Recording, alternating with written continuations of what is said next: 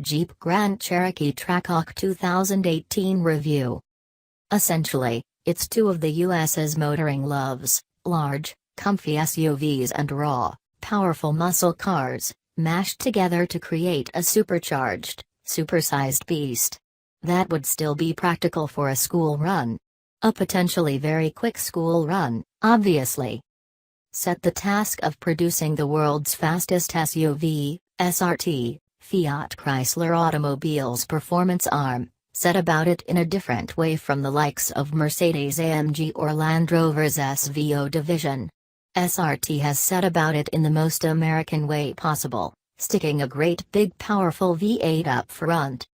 And not just any V8 but the Mopar Hellcat, a 6.2-liter unit featuring a 2.4-liter IHA supercharger, previously featured in such demure and subtle machines as the Dodge Charger and Challenger Demon.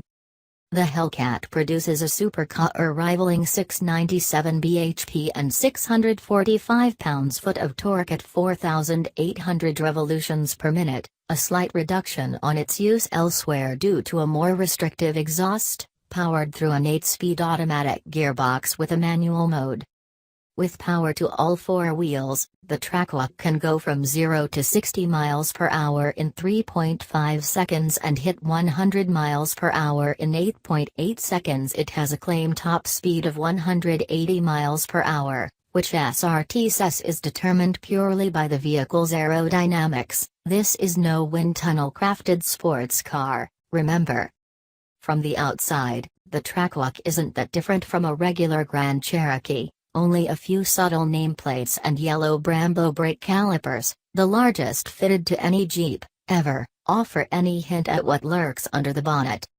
Inside, the trim has been raised a few notches over the standard Grand Cherokee, with leather seats and some fancy Trackhawk logos. While comfortable enough, it's not a class-leading interior.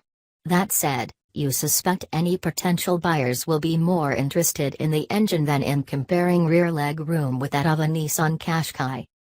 Fitting that engine meant reworking the internals extensively, even compared with the previous range-topping Grand Cherokee SRT, which featured a 461 bhp, 6.4-liter Hemi engine, which seems sensible by comparison.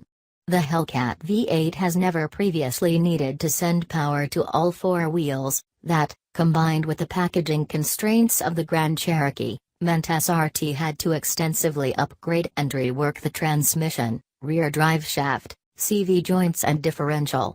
There's plenty of extra cooling, too.